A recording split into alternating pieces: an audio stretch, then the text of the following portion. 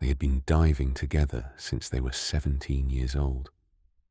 That was the year Danny Holt's uncle took them out on a 22-foot center console off the coast of Key Largo and showed them how to breathe through a regulator for the first time, how to clear a mask, how to equalize pressure in their ears on the way down by holding their nose and blowing gently, how to move through water without fighting it. Danny took to it the way some people take to things that were always meant for them. His best friend, Caleb Marsh, took to it even faster. By the end of that summer, they had their open water certifications. By the following summer, they had advanced certifications and had completed their first wreck dive. A small cargo vessel sunk deliberately as an artificial reef off Marathon Key, encrusted now with coral and inhabited by schools of grunt and yellowtail snapper that moved through its cargo hold in slow, shimmering curtains. Caleb came up from that dive and sat on the gunwale with his mask pushed up on his forehead and said nothing for a long time. "Well," Danny said. "We're going to do this forever," Caleb said. He was not wrong. They were 41 years old now. 24 years of dives. 60-some countries between them. They kept a joint log, a series of notebooks that had started as one and grown to 11, each one filled with Caleb's neat, precise handwriting recording date, location, depth, visibility, water temperature, and what they found. The what they found was the part that mattered. They were not recreational divers. They were not hobbyists taking underwater photographs of coral gardens for Instagram. They were hunters, systematic, patient, methodical hunters of things that the ocean had swallowed. They had found shells that no living collector had ever documented. A cone snail variant from the waters off Papua New Guinea, with a spiral pattern that a malacologist at the Smithsonian had spent 4 hours on the phone describing as unprecedented. They had found a 17th century Spanish olive jar, intact, off the Dominican Republic, its clay stopper still sealed with pitch. They had found Chinese export porcelain scattered across a reef shelf in the Straits of Malacca, the fragments of a cargo lost during a storm sometime in the 18th century, each piece carrying the blue and white underglaze of the Qing dynasty. They had found gold, not often, but enough times that they both knew what it looked like under silt, how it caught the beam of a dive light differently from everything around it, how it held its color through centuries of submersion that reduced iron to rust and wood to nothing. They had a system for splitting everything, 50-50, always, without negotiation or resentment. That had been the agreement since the very first find, a corroded silver coin that Caleb had spotted in 3 meters of water off the Florida Keys, so encrusted with marine growth that it had taken 2 days of careful cleaning to confirm what it was. A piece of 8, Spanish colonial, mid-17th century. Danny had wanted to keep it. Caleb had said they should sell it and split the money. They had argued about it for 2 days, which was the longest they had ever argued about anything. In the end, they split the money, $40 each. Not much, but the principle was established. and the principle had held for 24 years.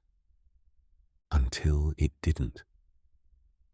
They had gone to the Coral Sea, specifically a remote section of the Outer Barrier Reef System, northeast of Cairns, Australia, accessible only by a 5-day live-aboard charter.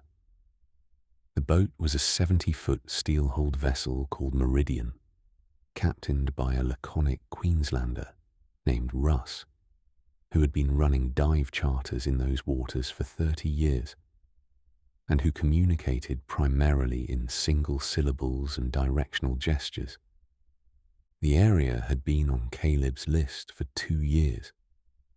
He had found a reference to it in a Dutch colonial shipping record, a digitized archive from the Rijksmuseum that he had been working through systematically, looking for references to vessel losses in the Pacific during the VOC era.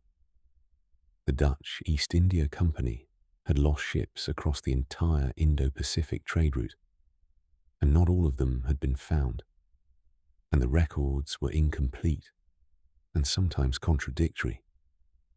But there was one entry, a single paragraph from a 1703 manifest, that referenced a vessel called De Riga departing Batavia for Nagasaki with a cargo that included silver, porcelain, and spice, and that had been reported overdue in a subsequent entry with no further record of arrival.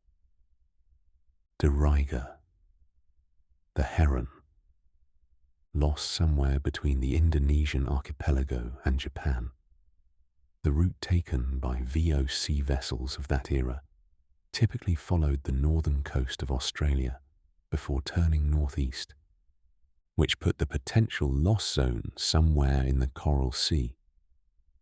It was a long shot.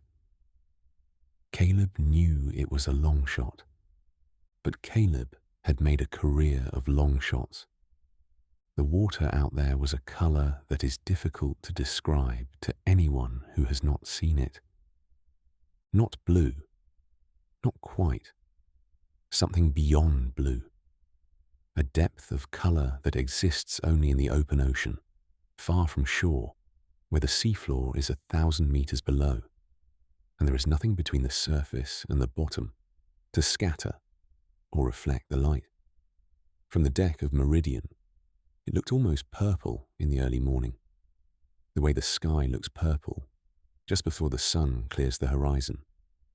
By midday, it was a blue so intense it seemed to vibrate. The visibility underwater was extraordinary. 40+ meters, sometimes more. Water temperature at the surface was 28 degrees Celsius and dropped to about 22 at 30 meters depth, which was cold enough to feel, but not cold enough to require more than a 3mm wetsuit. They dove 3 times a day, morning, afternoon, and a night dive when the sea was calm enough. They followed reef systems, worked the sandy channels between coral heads, and used a tow-behind metal detector, a white TDI fitted in a custom waterproof housing that Caleb had built himself, to sweep the sandy substrate for anomalous signals. 4 days in, they had found considerable things. A 19th century brass compass, intact, its glass crystal still clear. 3 silver coins of uncertain origin that needed lab analysis. A bronze cannon fitting that predated the modern era. A scattering of Chinese porcelain shards that were promising but not spectacular. Danny catalogued everything, measured, photographed, logged the GPS coordinates of each find to within 3 meters.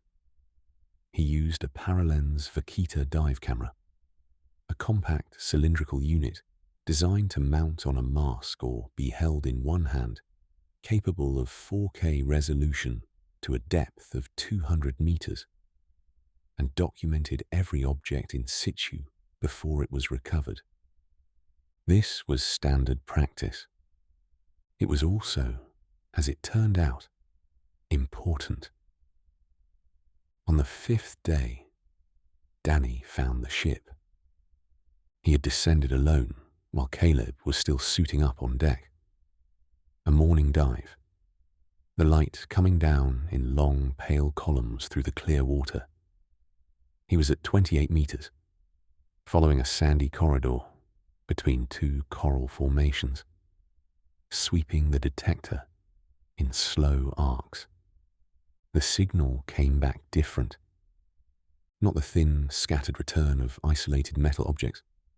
Something broader, deeper, a signal that covered a span of 6 or 7 meters, and came back with a kind of density that suggested mass. Substantial, concentrated, and old. He hovered over it for a moment. The sand below him was smooth and undisturbed. Whatever was producing the signal was below the sand. He checked his air. 40 minutes of bottom time left. He ascended slowly, did his safety stop at 5 meters, and came up alongside the stern of Meridian, where Caleb was sitting on the dive platform with his fins already on. "Get in," Danny said. Caleb looked at his face. He got in. They dove together. Danny led him back to the corridor, to the spot above the signal, and pointed down. Caleb looked, hovered, pulled out his own smaller detector, and swept the area. He came back up to Danny's depth, and they looked at each other through their masks. Caleb pointed at his own chest, then pointed down, then made a slow, circular gesture with one finger. "This is it." Danny nodded. They spent 40 minutes on that dive, not recovering anything. They fanned the sand carefully with slow hand movements, using the current they created to move the top layer. What appeared beneath was not sand. It was compacted sediment of a different character, darker, organic, the kind that accumulates over centuries around a decaying wooden structure. And at the edge of the exposed patch, where the sediment gave way to harder substrate, the edge of something curved and dark and unmistakably artificial. Timber. Old timber. Waterlogged and compressed by time. But timber. A hull frame. They ascended with their tanks at 500 psi, almost empty, and sat on the dive platform in their wetsuits, without speaking for a long time. Russ appeared at the stern rail with 2 mugs of tea, set them down, read the situation with the efficiency of a man who had been doing this for decades, and withdrew without saying a word. Danny picked up his tea. "De Ruyger," Caleb said. "Maybe," Danny said. "It's Dutch error. The timber profile." "Maybe," Danny said again. But he was smiling when he said it. They spent the rest of that afternoon planning. They did not dive again that day. They sat at the chart table in Meridian's cabin and went through what they had. The signal profile from the detector, the sediment characteristics, the timber profile. A VOC-era vessel would have been constructed primarily of teak, sourced from the Indonesian archipelago. Teak is dense and oil-rich and resists marine degradation better than almost any other wood. After 300 years of submersion in the right conditions, low oxygen, stable temperature, minimal current disturbance, a teak hull could survive in recognizable form. The Coral Sea, at depth, in a sandy corridor, sheltered from current by reef formation on either side, was close to ideal. They talked about equipment. What they had was sufficient for basic exploration. What they needed for systematic recovery was more. An underwater lift bag system rated for significant weight. At minimum, a 200-pound bag, preferably two. A water dredge, a suction device driven by a surface pump that could remove sediment quickly and safely without disturbing fragile objects. A second camera, more flagging line for establishing a grid. A mesh collection basket to stage recovered objects at depth before bringing them up. None of this was on Meridian. They would need to return to Cairns, restock, come back. Caleb estimated a week. Danny agreed. Before they left the site, Danny did one more thing. He dove alone. Caleb was writing up notes in the cabin. Russ was running engine checks. Danny suited up quietly, entered the water, and descended to the site with his camera. He spent 20 minutes documenting. Not the find. He had already documented that. What he documented now was the site itself. The geography, the corridor, the coordinates, triple verified by his dive computer's GPS function and cross-referenced against the surface unit. The sediment profile, the precise location of the exposed hull frame, the signal radius of the detector return. He was methodical. He would later think, being methodical for reasons he did not fully understand at the time. He came up, stowed his camera, and did not mention the dive to Caleb. They flew back to Cairns, spent 5 days sourcing equipment, a lift bag system from a commercial diving supplier on the waterfront, a water dredge with a Honda-powered surface pump, additional line and flagging, a second camera, a waterproof case for the documentation materials. The total cost was split 50-50. They had dinner on their last night before the return trip. An outdoor table at a restaurant near the marina. Cold beer, barramundi. The smell of salt air and diesel from the boats tied up along the quay. Caleb was quiet that night.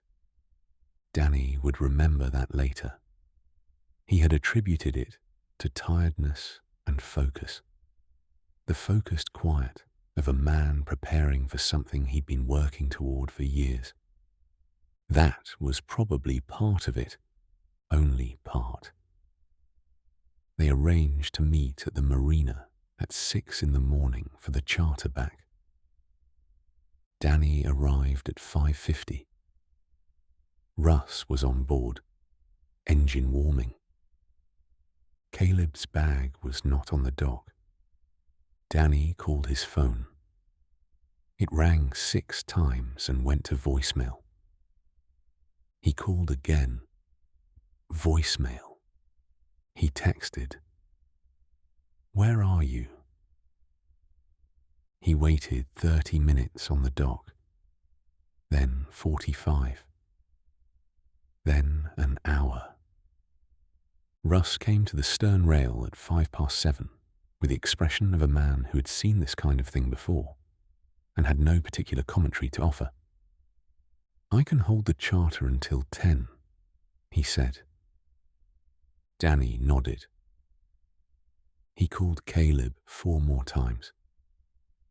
At 9:45, with 15 minutes left on the charter hold, he received a text message. It was brief.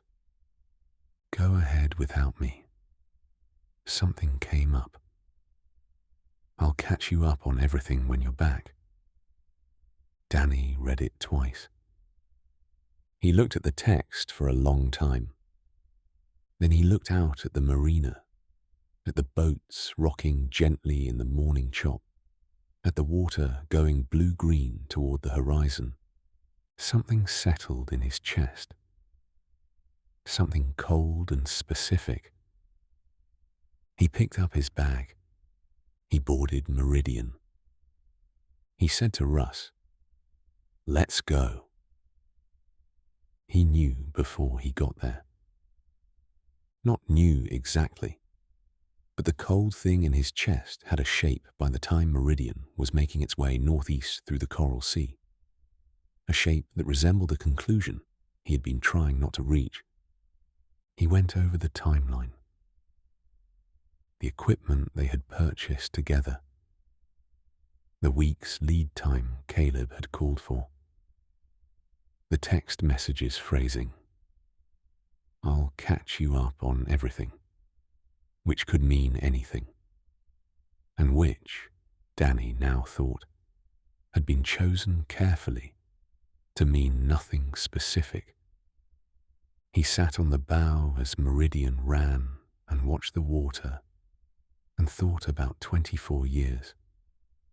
The Spanish coins, the olive jar, the Qing porcelain, the brass compass, the $40 each from a piece of 8 in 1999. He thought about Caleb's face when they had ascended from the first dive on the site. The certainty on it.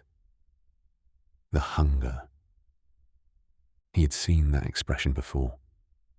They both got it sometimes. On a big find. The focused, almost ferocious clarity of knowing something was there. He had not recognized at the time that Caleb's version of it looked slightly different from his own. The corridor was still there, the coral formations, the sandy floor, the pale light coming down at an angle in the morning. But the sediment had been disturbed extensively. Danny hovered above what had been, a week earlier, an undisturbed sandy corridor, and looked at the churned substrate below him, the work of a water dredge. He could see the characteristic pattern of it, the way the suction removed material in a radius around the nozzle. Someone had spent serious time here. Days, probably. He descended. The hull frame that had been barely visible at the edge of the sediment layer was now fully exposed. And the area around it, the area that the detector signal had suggested contained mass, was empty, disturbed, cleared. He found 3 things left behind. A fragment of timber, too large to recover easily, left in place. A corroded iron nail, dropped in the sediment. And a single piece of dark green glass, a bottle fragment, 17th or 18th century, the kind produced in the Netherlands during the 50C era, lying on its side at the edge of the cleared zone. He picked up the glass, held it in his gloved hand, hovered in the quiet water for a long time. Then he began to document. He spent 3 full days at the site, not recovering, documenting. He gridded the entire area with flagging line, working in 2-meter squares. He photographed every square from directly above and from 4 angles. He measured the extent of the disturbance. He logged the position of the discarded nail and the glass fragment. He took sediment core samples at 12 locations around the perimeter using a hand-driven core tube and labeled each one individually.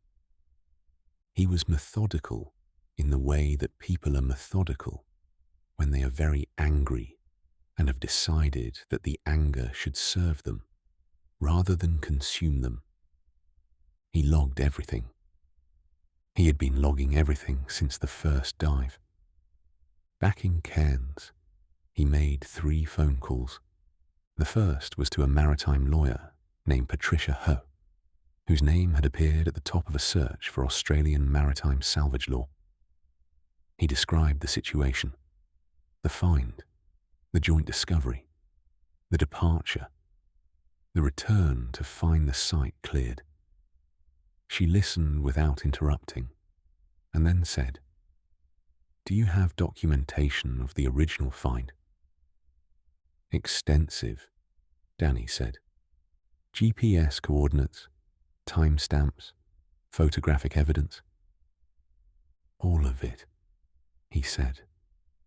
A pause. "Then you have a case," she said. The second call was to the Australian Institute for Maritime Archaeology in Fremantle. He described the site, the hull characteristics, the glass fragment, and the iron nail, the detector signal profile, before the site was cleared. A researcher named Dr. Anand Patel took detailed notes and said that the description was consistent with a VOC-era vessel, and that if the find matched the archival records Caleb had identified, it would be a site of significant historical interest. "Are you saying it falls under heritage protection?" Danny asked. "Any archaeological site on Australian continental shelf waters is potentially subject to protection under the Historic Shipwrecks Act," Dr. Patel said. "A VOC-era wreck absolutely would be." The third call was to Interpol's Works of Art unit. That call took longer to connect. What happened next took time, not days. Months. Danny had learned patience from the ocean, from the years of searching, of diving on sites that yielded nothing, of following leads that went cold. He understood that the things worth finding required sustained, patient effort. He went home to Key West. He resumed his life. He dove locally. He answered Dr. Patel's follow-up questions about the site and provided copies of his complete documentation.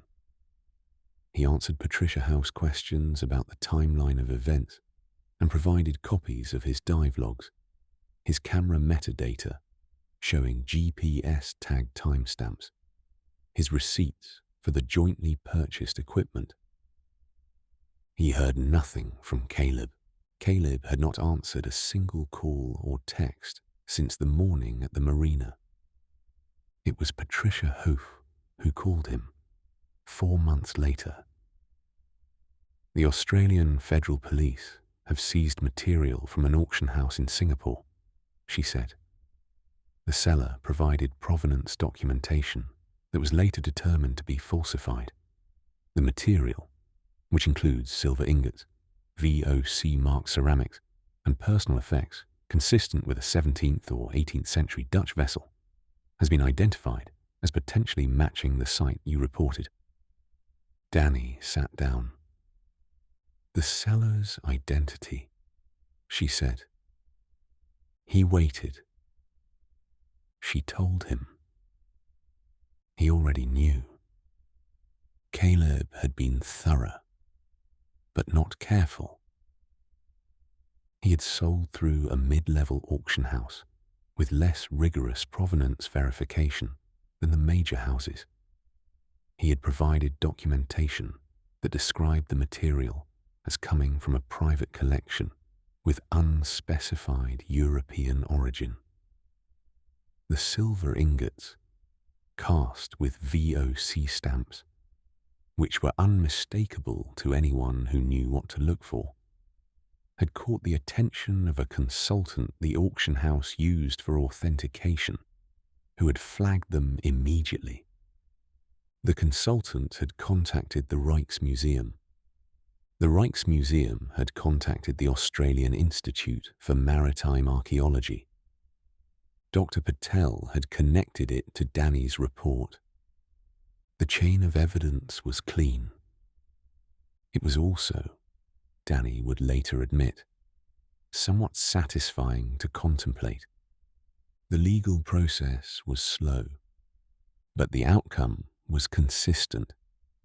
Under Australian heritage law, undeclared salvage of a protected historic shipwreck was a criminal offence. Caleb faced charges both in Australia and under the jurisdiction of Interpol's cultural heritage provisions. The seized material, which had not yet been sold when it was caught, the auction having been delayed by the authentication dispute, was remanded to the Australian government pending the resolution of the case. Patricia Howe filed a formal salvage rights claim on Danny's behalf, citing his prior documentation and his joint role as co-discoverer of the site. The claim was complicated. Historic shipwreck law in Australia is not straightforward. The government has a strong interest in keeping heritage material in public hands. The negotiation took almost a year. What Danny received in the end was not the material itself. It was something else. A formal co-credit on the discovery. A research partnership with the Australian Institute for Maritime Archaeology for the continued excavation of the site. A systematic, properly permitted excavation conducted over the following 3 seasons. A documentary commission, co-produced by a European broadcaster, that paid a licensing fee for his documentation materials and for his role as an on-camera guide. And access, legal, supervised, documented access to a 17th century Dutch East India Company vessel that turned out to be, after 3 seasons of careful professional excavation, one of the most significant finds in Australian maritime archaeology in 30 years. The cameras documented everything, including Danny at 32 meters depth on the first day of the formal excavation, clearing sediment from around the base of a timber frame that had been waiting in the dark for 300 years. He was not thinking about Caleb. He was thinking about the timber, about what it would have looked like new in a Dutch shipyard in the early 18th century, about the men who had built it and sailed in it and lost it and never come back. He was thinking about all the patience that water has, how it holds things, how it keeps them until the right moment. The documentary aired 2 years after the find. Danny watched it at home in Key West on a Thursday night with a beer and the back door open to the smell of the ocean a few blocks away. He looked older on screen than he felt in person, but he looked like himself. In the final sequence, they had used footage from the day they had found the hull frame, the original dive, before any of what followed. Danny and Caleb descending together through the clear blue-purple water, following the corridor, hovering above the anomaly, the light coming down in long columns, the sand below them. The production team had asked if Danny wanted that footage removed. He had said no. That dive had happened. It was part of the record. Caleb had been there. There was no version of the story in which that was not true. And Danny was not interested in false versions of things. He watched it. 2 men going down together through the most beautiful water he had ever been in. He felt something when he watched it. Not anger, not satisfaction. Something more complicated and more honest. Grief, maybe, for the friendship, for what it had been and what it had turned out to be, and the distance between those two things. He finished his beer. He closed the back door. He went to bed. The following spring, he went back to the Coral Sea. Not for the excavation, for himself. He chartered a small liveaboard out of Cairns, a different vessel this time, a newer boat run by a young couple who had been doing it for 3 years and who had an easy, undemanding manner that Danny appreciated. He dove for 2 weeks. No metal detector, no camera, no log entries beyond the basic safety data his dive computer recorded automatically. Just the water. Just the light coming down. He drifted along reef faces and watched the fish go about their business and let his mind go quiet in the way it only went quiet underwater, where the only sound was the rhythm of his own breath and the slow percussion of the reef and the distant, sourceless song of the open ocean. On the last day, he dove alone to 30 meters and hovered above the site. The formal excavation had left it changed. The grid lines were still marked. The cleared area was wider. There were reference stakes planted at intervals. But the corridor was still beautiful. The light still came through the same way. The sand below was smooth again, resettled over the months since the last excavation season. He stayed at depth for 40 minutes until his tank was low, just watching. Then he ascended slowly through the column of blue water, through the surface chop, and climbed back aboard the boat and sat in the afternoon sun with a towel around his shoulders and his mask pushed up on his forehead. The way he had sat at 17 on the stern of a 22-foot center console off Key Largo, when the ocean had shown him, for the first time, what was underneath. Some things come back around. Not everything you lose, but some things.